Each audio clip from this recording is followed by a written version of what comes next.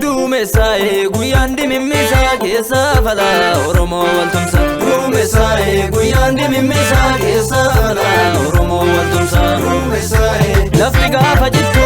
Duumesaayi lolollotti jitti. Duumesaayi jabeessi wal filtee. Duumesaayi akkam dhiira nyaatti. Duumesaayi kakawwiin ammaan nan. Duumesaayi bakakkaatu bu'ee. Duumesaayi naffaarsaan goota. Duumesaayi goota sabaaf bu'ee. Ega kana miyammo hirragan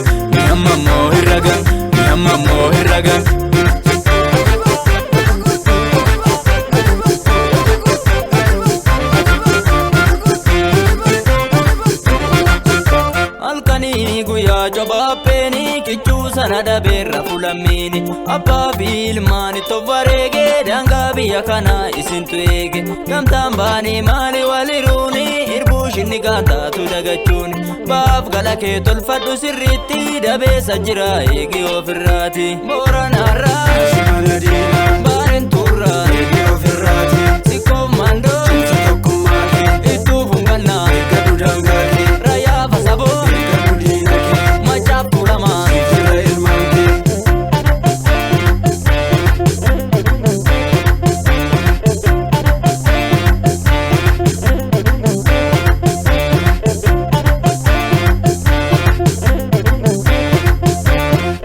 Kaane mana tokko jaarraa tokkummaadhaan keenya jabeeffannaa. Gamtaan kaane mana tokko jaarraa tokkummaadhaan keenya jabeeffannaa. Tokkoomuudhaan keenya jabeeffannaa. Waloomuudhaan keenya jabeeffannaa. Tokkoomuudha waloomuudhaan keenya jabeeffannaa. Waloomuudhaan keenya jabeeffannaa. Tokkoomuudhaan keenya jabeeffannaa. Waloomuudhaan keenya jabeeffannaa.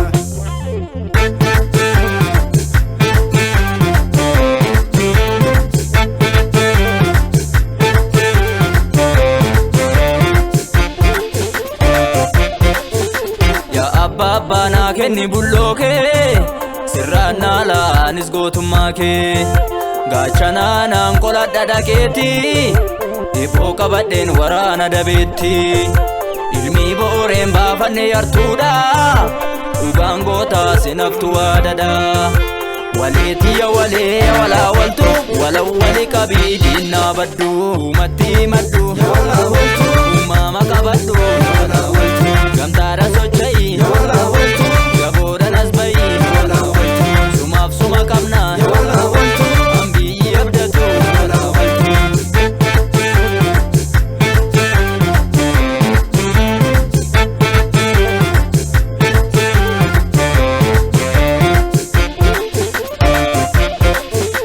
Gurri sagalee kee dhaga'eera ijji kosi arguuf na hollateera alaam mana tolchi waltumsi duuban duraana na jira abshirsineega oosineega abshirsineega eesineega